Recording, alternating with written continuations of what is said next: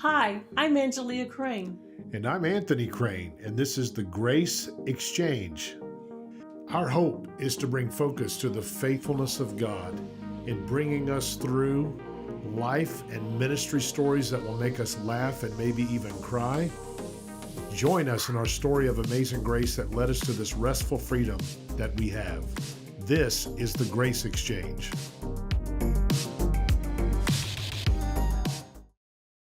So the Grace Exchange is speaking of ministry and life and lessons that we've learned from a grace perspective. So today we want to kind of go back 30 years or so and focus on the first part of the ministry where God had called us to go out and help churches in what we call revivals. And we would travel from church to church. For those who don't know, what would you say define revival? So in our little world, back in the day, we would say the word revival, and what we meant by that was a series of meetings. So it could be a Friday, Saturday, Sunday, or like a Friday night, Saturday night, Sunday morning, Sunday night. It could be a Sunday through a Wednesday, and it was just a series of meetings, and we would call them revivals, but maybe they were just an encouragement for the church. It could be an evangelistic outreach for the unbelievers. There could be all kinds of different ways, but we used it hoping that it would somehow encourage the church. Maybe it would be a time of renewal, of strength, and whatever. That was the way we viewed it. Basically, church services. Church services, yeah. That you would do the preaching, and we would sing, and we would just encourage. Yeah. So, hey, do you remember our first revival? First official revival, yes, in Warrensburg, Missouri. Was it Brother Sermon? Brother I think Sermon was his name. And what do you remember about them?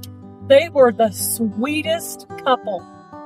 His wife was a short German lady, and they were an older couple, but they had such a sweet church. But every night, I don't know how she done it.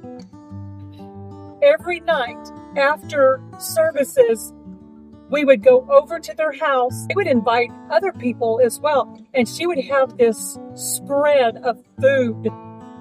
It was amazing. I mean, like home-cooked food. And It wasn't just a little bit. It was a lot, like cakes. And she was just fantastic. They both were so sweet. Very sweet people. I remember sitting at the table with Brother Sermon one of those meals. And he said, "Hey, do you like hot peppers?" And I'm like, "Sure, I guess," but I wasn't sure what he meant by hot peppers. He meant like ghost peppers, something really hot. And he goes, "You're not a man unless you can eat this." And I go, "Well, I guess I'm going to be a boy forever." I do remember saying that. And a lot of the men that were in the room, everybody was kind of like, this is a manhood thing. But, we were young. I do remember that. We were young. Yeah. You were, how old were we, 19, 20? Oh, goodness. I'd say 19 to 20, yeah, somewhere in there. So we started real young. Very young. But we took a leap of faith, feeling like that's the direction God wanted us to do, and that was to be an evangelist and go encourage all these churches and bring revival and just do what God wanted us to do. That was our heart.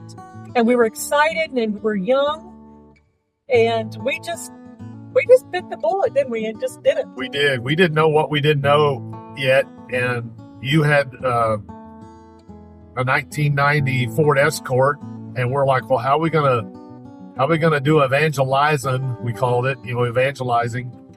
When you travel to church in a Escort, that's about the only thing we could. We had to depend on the church to put us up. But at Brother Sermon's, we just put our keyboard and our clothes and everything in the back, and they put us up somewhere. I don't know, that maybe they had an apartment or something, or an evangelistic quarters, they called it, that we could stay in. But I think that revival lasted 4 weeks, wasn't it? Something like 4 or 5 weeks even. Yes, and I think that from that is what launched us into revivals. Yeah. because God put in our heart that He wanted us to do it. I think He honored our young faith. Yeah. I think He was excited that we would be able, He could teach us to trust Him and learn how to grow in our faith and trust, because we really had to depend on it throughout the 7.5 years that we were full-time evangelists. Yeah. Traveling to many states. Yes. It definitely formed the direction that we went after that, because I didn't even know He would invite us back after the first weekend. And then He's like, you guys need to come back again and again. And then and then He had us back several more times over the years too, for a rally. I remember a sectional rally where multiple churches in the area came together and have church, and then they would have me speak. I remember that one, because we were so new. We were learning how to do this at the same time.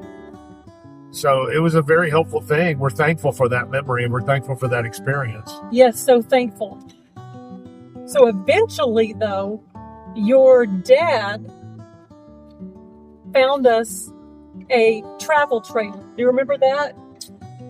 Yeah, we needed a place to stay while we're on the road, and we're like, well, should we go for it? And I think, looking back, 2 young kids, us, taking a step of faith that big and going, we're just going to go full time. We don't even know that many people yet. We don't know what's going to happen. We're just going to go for it. This was before computers. It was before cell phones. It was before any of that. Internet, we really didn't have access to any of that. So we traveled with an old-fashioned Walmart map book.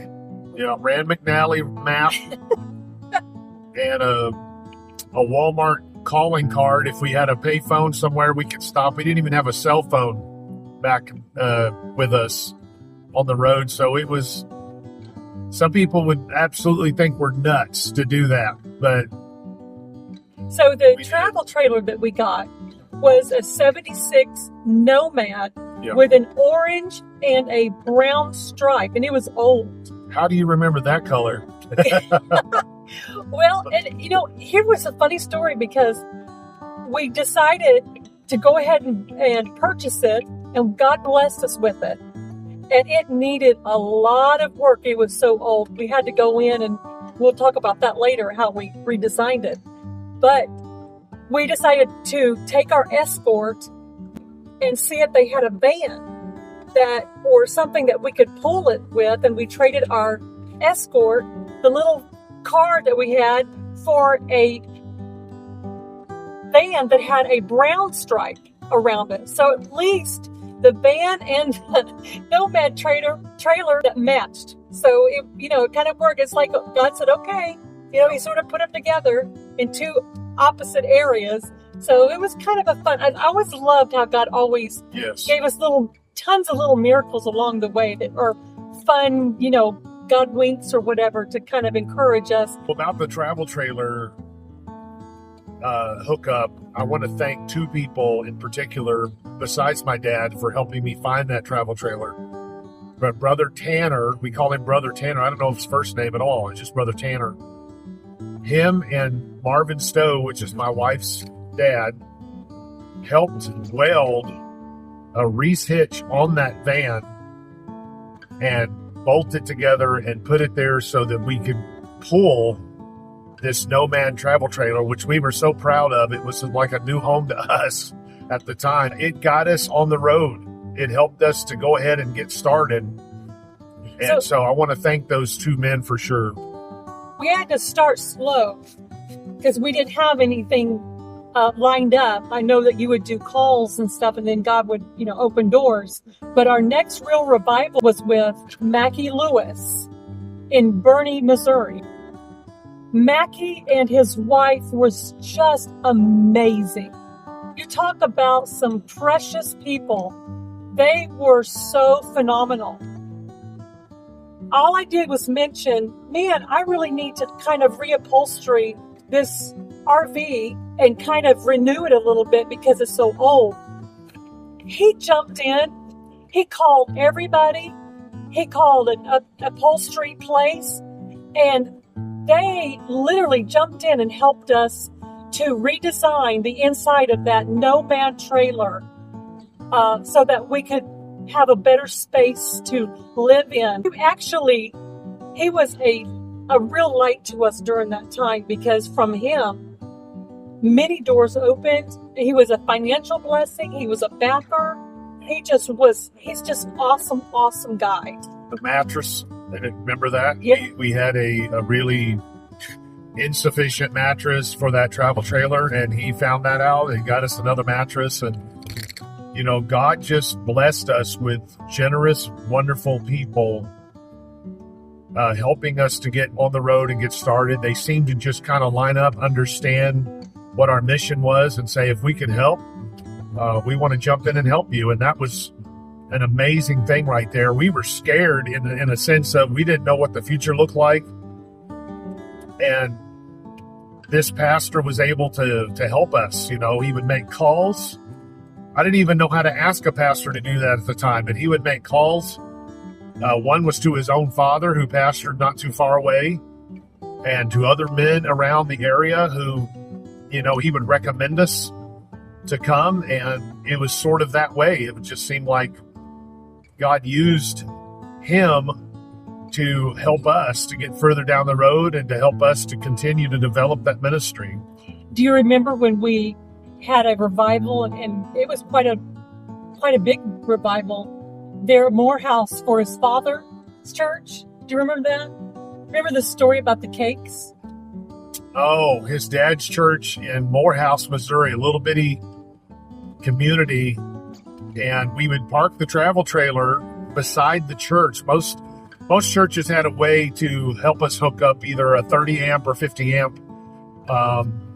And so we would plug into their electricity, their water, their sewer by a travel trailer in the church. Well, older Lewis in Morehouse, he would have us come in, and we didn't know any better. This is the whole funny part of the story is we didn't know.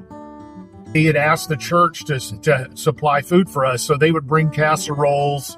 I remember one had brought some like frozen pizza that you would have to bake yourself, things like that. Then I would get up in the pulpit and I would compliment all of the cakes and pies that people would bring. And I would be like, these are so wonderful and amazing. Well, when I would do that, I did not know that it spurred them on to make even more. And apparently, when I would make a compliment about one lady's pies or cakes, someone else would think, I need to make one better. And before I knew it, we had a stack of cakes and pies on the stove, including, I remember one, they called it Mississippi mud cake. I'd never even heard of it. And so we would just eat a little piece here or there to make sure that we tasted it, because we couldn't eat them all, just so I could get up and thank them for their generosity. And I didn't know that it made it even more like they thought we were wanting more. So they would keep bringing, and they would knock on the travel trailer door. Brother Anthony, here's another piece of pie. Here's some more pie. So they generous. were so sweet. We were so grateful and so thankful. So we're going to call this story the challenge story because it really stretched us. My husband and I grew up really poor. His parents and my parents, neither one of them were educated. So we grew up with a lot of mentality that was a lot of fear. Don't do that. A lot of fearful stories to kind of shape us and hold us down. And we actually had to break out of that. So one of these was challenging when we went to Pastor Dugas's church. Okay, so David Dugas in Dexter, Missouri, challenged my husband, and here was the challenge. Yeah, so we're in this old travel trailer, 1976. We're paying $127 a month toward this loan, and it's definitely not serving our needs, especially as we're growing, our family's growing and so forth, and we're like, well, what should we do? And I'm sitting there with him and he goes, take a step of faith. And I said, what do you mean? He goes, where you step out, you've already seen this in your life. He goes, where you've stepped out, God will provide. And you're doing this for his purpose. You're doing this for ministry. You're doing this for the kingdom of God. So, and he was just sitting there challenging me. Of course, my first thought was fear, because that's like Angelia said, that's how we grew up. It was, something to always be afraid of. But instead, his challenge resonated with me. And so it started this journey for us to look in a place called Elkhart, Indiana, that we heard about, who they work with ministers. At that time, they worked with ministers to custom build a travel trailer for like wholesale price, not retail. So you could just go and order what you wanted. And that's what we did, wasn't it? It was so much stepped fun. Out. Yeah. Because I got to design it. So we had super slide outs, 2 bedrooms, a washer and dryer area in a garden tub, bathroom. It was just beautiful. I picked out the wood. I picked out the material. I picked out the carpet, all the colors. And it was like a dream. Mm-hmm. I mean, it was at that time one of the best that I have ever been in. It's gorgeous. It was a blessing. And we ordered it. And in 4 or 5 weeks, whatever it was to build it, they built it from scratch with the colors we wanted. We like light cabinets, all that anyway. And to watch Angelia be happy, that made me very happy to see that we have a nice home with a separate bedroom for our little boy now. And it was such a huge blessing. So his challenge sitting at that table led us to say, you know what?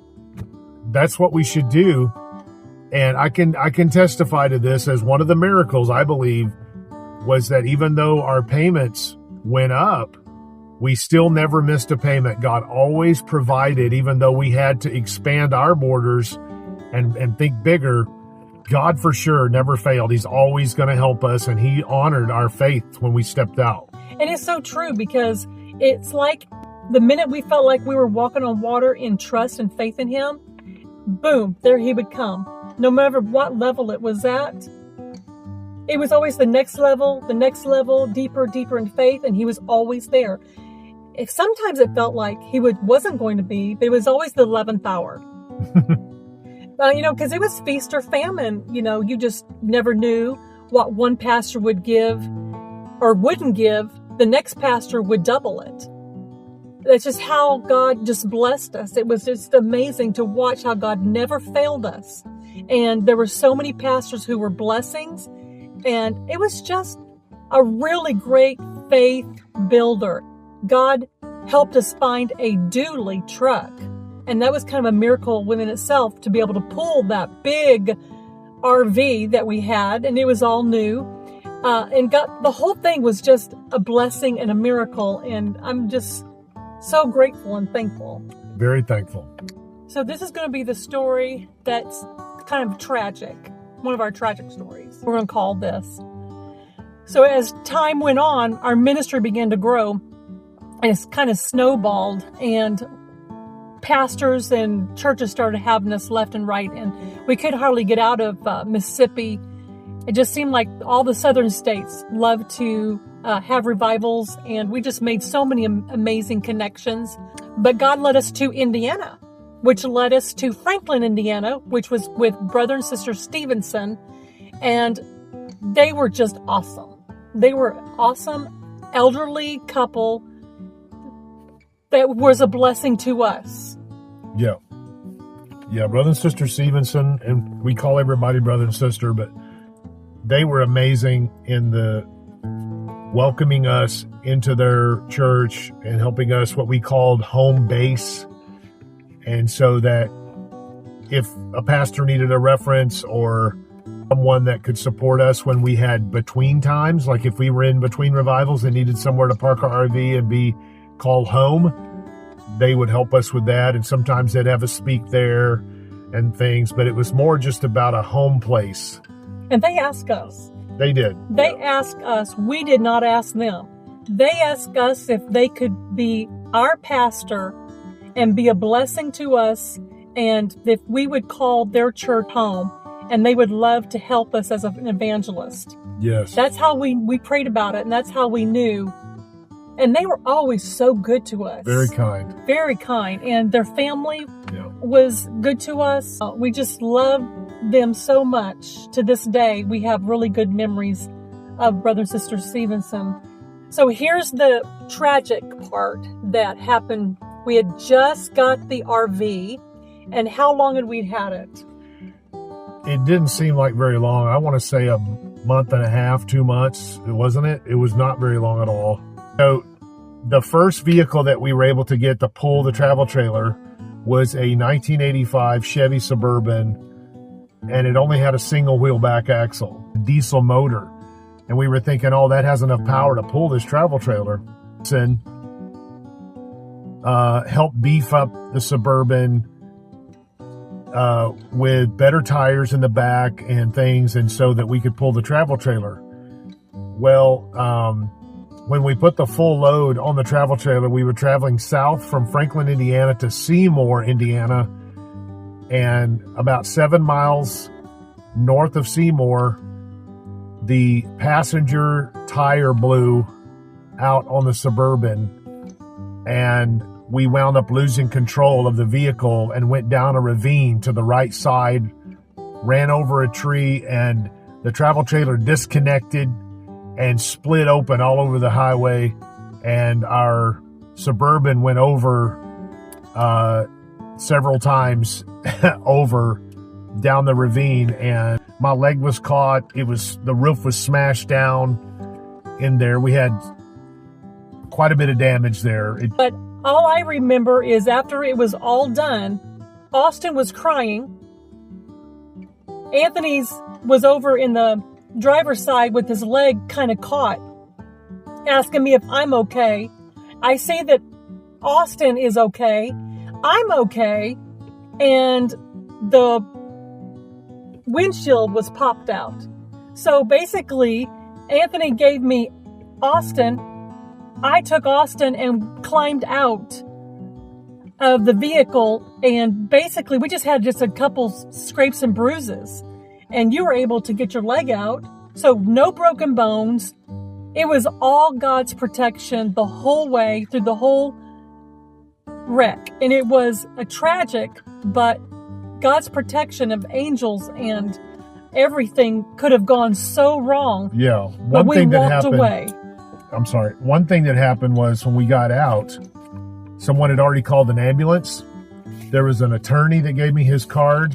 There were people lining up along the highway that had seen the tragedy happen, saying, if you need an eyewitness, if you need help with this or help with that. It was ridiculously amazing, like the provision of God to work through a tragedy. And, the seatbelt caused a little bruising, and after they had done all their tests, that's all that was wrong with us. We walked out of there with just a tiny bit of bruising from where the seatbelt had snapped us as we, were jerked around, because that was in 1998 when that happened. Yes. Now, the only thing that really did happen after that was some little bit of PTSD, emotional scarring that kind of we had to work through. Me, not so much, but Anthony had some PTSD from it that he had to work through because he was so busy trying to work with insurances and that he really didn't have time to heal. You know what I mean? You had so much on you. Yeah, it was, I did not know what was going on with me, where I just went through I would say about a 3-month period where I had these unrealistic fears and anxieties, things that I did not understand. And we were in the middle of a revival, and I was just going through all this mental anguish, could not figure it out. Finally, later on, I realized, oh my goodness, I went through a life-changing wreck where you were very close to, you could have very easily lost your life. And I was only 24 years old, I think, at the time that it happened. So processing, understanding, and then later on when you realize what it was. But yes, absolutely, more happened than just the physical part. There was a lot of mental things that happened too with that. We may have lost everything during that wreck, but God helped us through the whole thing and helped us get a brand new, the exact same RV. And we were able to get a dually truck to pull that RV. And God helped us through it. It was tough, learned a lot. I think that from growing up so poor, I wanted, really nice things and this and that. But God sort of took that out of me because we lost everything in probably 8 seconds. And that just showed me that things are things. And yes, it's good to have things, but don't let the things have you. And I really learned a valuable life lesson through that I've always carried with me. Travels of 7.5 years or so doing that full-time ministry, hundreds and hundreds, maybe even over 1,000 pastors. Who are some of the ones that you would say stand out the most to you? Oh my goodness. Well, we were in, oh my goodness, yes. So there are a few. One was Prince Edward Island, the sweetest couple I have ever met. No. When we were doing revivals in Canada, they were so incredible. And they didn't eat a lot of meat because they couldn't get it on the island. It was very expensive. So we went and bought a bunch of steaks. Remember that? And was trying to be a blessing. And but everything was potatoes. So I'd never had so much potatoes in my life. We had potato casserole, potato pizza, eggs and potatoes. It seemed like they had eggs and potatoes and everything, but they were so incredible, so sweet, so fun. The other one was in Ohio, but I remember her because she had the gift of hospitality, which there was a lot of pastors' wives who had the gift of hospitality. One thing about this denomination, there's a lot of great things about the denomination, but they had the gift of hospitality. They knew how to be hospitable with one with another, which I think is a great gift to have if you're going to be in the ministry. And you need to stay connected to friends in ministry and always be open and have that gift. That's very important. But this pastor's wife really had that gift. Her home was beautiful. She had a graciousness about her. She was a beautiful pastor's wife, and she had 2 little kids. Their church was just as neat as could be. But she made a beautiful dinner, got all her silverware out and her glasses and all the fine dishes, and she made Ohio chicken. She gave me the recipe. I have copied and made that Ohio chicken to multiple other pastors and their wives when we would entertain. And I appreciate that lady stepping out and being a blessing to us, because you never know. You being a blessing and giving your best and showing your love. Love is in the details. How that's going to affect someone else. And they may take that and they'll bless other people with it. So I just want to say thank you to the minister's wife in Ohio who had Ohio chicken and gave me the recipe and just did a wonderful meal, great conversation, and I just appreciate it so much. So that was one of the ladies that I really remember. Absolutely. Yeah, the state of Ohio, we first came in to a pastor in Youngstown on the east side of the state after we had traveled up into New England and through Pennsylvania, and someone had referred us to him. And so he had us, and then he referred us to a church in Upper Sandusky, who I was thinking about earlier. I love the shape of their auditorium. I love their spirit. The pastor was very kind and elderly at the time. And so they were so nice to have us, and they had an evangelistic quarters as well, even though we had a travel trailer. We stayed there for quite a while, and then he would call around the state and get us into different churches as well. So that was a really cool experience, honestly. We were venturing out to areas that we did not have any contacts. And, through the kindness of these pastors who would have us come, then they would share our ministry with other ministers that they knew. And it just sort of grew from a grassroots perspective like that.